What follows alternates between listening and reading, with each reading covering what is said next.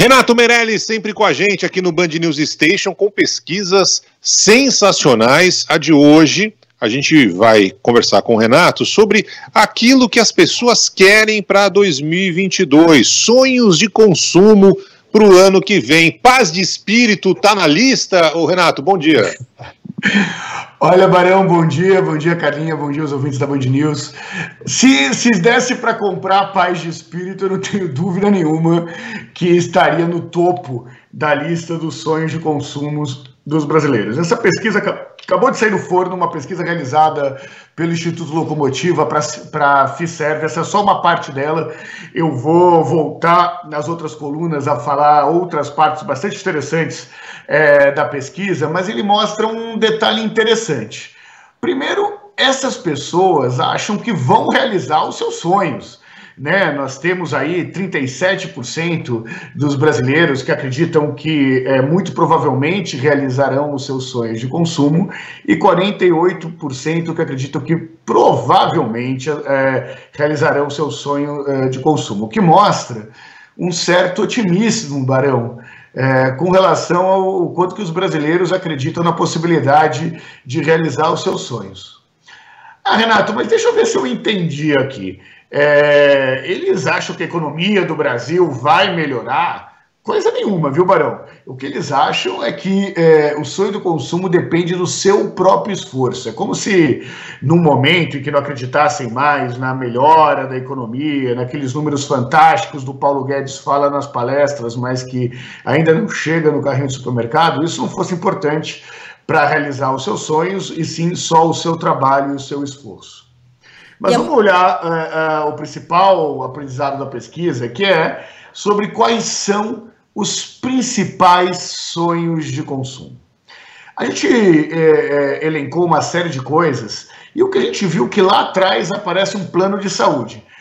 Mas quando uma parte, no caso 2% dos brasileiros, falam que o seu maior sonho de consumo é ter um plano de saúde, né, mas 2% é ter um tratamento estético, significa que a situação não está boa mesmo, né, para essas pessoas.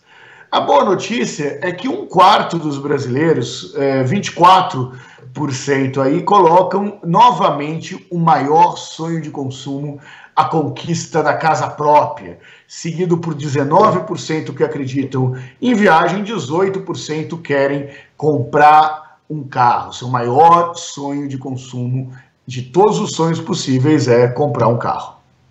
Pois é, olha, quando a gente pega esses dois resultados, né, Renato, a maioria acreditando que vai realizar o sonho de consumo e uma parte significativa sonhando com um imóvel, e a gente olha para a economia, parece uma coisa meio desconectada mesmo, né? Taxa de juros subindo, você vai ver o preço dos imóveis, né? A inflação subiu e aumentou bastante o preço desses imóveis, é bem curioso observar essa onda de otimismo, né? Das pessoas que responderam aqui as perguntas. Será que é isso? Sonho é uma coisa que não tem limite? A pessoa às vezes se desconecta da realidade para responder essa pergunta, essa pesquisa? Fica super bacana, Carla, essa sua pergunta. O que a gente observou são algumas coisas, né? Primeiro, as pessoas sabem que nessa confusão aí que o nosso país vive, seja na economia, seja na política, ela não pode contar com os outros nessa situação. O fato é que nós temos muita demanda represada, né? Uma série de sonhos de consumo que não conseguiram ser realizados aí nos últimos anos. As pessoas têm uma saudade do começo da década, onde os sonhos de consumo estavam muito mais ao alcance das mãos do que estão hoje. Agora, mesmo a casa própria liderando, Carla, os sonhos de consumo, quando a gente vai ver o ranking, né, do que acha que realmente vai valorizar, o que ela considera muito possível de ser realizado, a casa própria vai para o último, né? Então é o maior sonho, só que só 32% de quem tem esse sonho acredita que muito provavelmente vai realizar esse sonho no último ano, no ano que vem, em 2022. Então a gente tem lá 24% que tem o maior sonho, e desses 24%, só 32% consideram muito provável essa realização do sonho, ou seja, dá 8% da população apenas que acredita que muito provavelmente realizará o sonho da casa própria. Estou vendo dois dados aqui da pesquisa, Renato, que para mim são bastante curiosos, né? O primeiro dado é que nessa história entre sonho e a chance de realização, em primeiro lugar aparece educação, cursos, workshops, ou seja, as pessoas acham que vão conseguir melhorar o seu aprendizado, que é muito bacana, muito legal. Mas entre os sonhos, né? É claro que está lá em primeiro imóvel, viagem, carro, mas me chamou a atenção aqui 2%, que não é pouca coisa nesse universo pesquisado, né, que quer fazer cirurgia, tratamento estético, quer dar um tapa na lataria. Que coisa, hein, Renato? Não, vamos entender que isso são 3 milhões de pessoas, tá, Barão? Parece pouco quando você olha os 2%, mas nesse universo de 150 milhões de consumidores no Brasil, 2% são 3 milhões de pessoas, o que é gente para burro, né? Muito mais do que a grande maioria das cidades brasileiras, mostrando que existe aí uma vaidade latente com relação a isso. Esse comentário que você fez com a educação é muito bacana, porque de tudo que a gente está falando aí, a educação é o sonho que é meio. O que significa o sonho que é meio, não é fim? As pessoas querem a educação para conseguir ter a garantia de uma melhora contínua na sua qualidade de vida. Querem educação para conseguir empreender melhor, querem a educação para conseguir ter um emprego de melhor qualidade, para passar em um concurso. Então, enquanto os outros são sonhos de consumo em que tem um fim em si mesmo, a educação não é visto como o consumo em si, mas como um investimento no futuro. Como se através da educação ele conseguisse, inclusive, realizar os outros sonhos de consumo.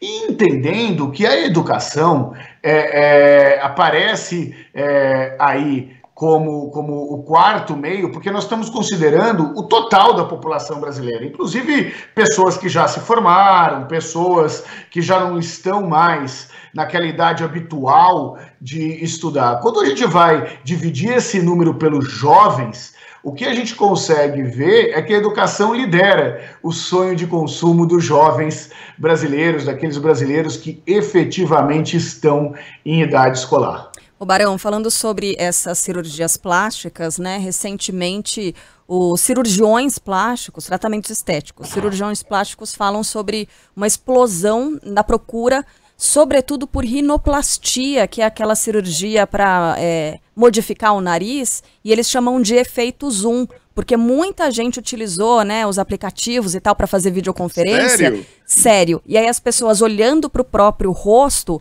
acham que o nariz é feio, encontram defeitos. E aí decidiram fazer tratamentos estéticos e cirurgia plástica. Então até foi tema de reportagens aí recentemente. E Renato, estava vendo aqui os nossos ouvintes, as participações. Tem gente falando sobre sonho de consumo e aqui a nossa ouvinte, meu sonho de consumo é ir embora de São Paulo e morar no interior. Pode até levantar essa enquete aqui, né, Barão? Qual é o sonho de consumo dos nossos ouvintes, para saber se bate com a pesquisa. Olha que muitas vezes isso também aparece nas pesquisas, não como um sonho de consumo, mas como uma plataforma para melhorar a sua qualidade de vida, né? A gente tem aí, em especial entre os mais velhos, que sonham em ir para o interior e muita gente para Santos também. Eu não sei se o nosso ouvinte sabe, Santos é o destino preferido para aposentadoria dos paulistanos, né? A gente vê isso muito mais como uma fonte de qualidade de vida no momento em que a capital do estado é uma capital cada vez vista pelas pessoas como uma capital violenta, como uma capital que não é simpática aí ao processo de amadurecimento dos consumidores e da população de São Paulo. Sonhar não custa nada, como diria o verso daquele samba enredo, né? Pode ser um carro, uma casa, uma viagem, um nariz novo, né? Ou paz de espírito, que eu acho que para mim nesse momento seria fundamental. Mas enfim, 2022 está chegando, hora de renovar os sonhos, hora de renovar, quem sabe, uma perspectiva positiva. Um ano novo sempre traz esse tipo de ideia. Renato, muito bacana essa pesquisa, a gente volta a conversar na semana que vem. Grande abraço para você, Renato.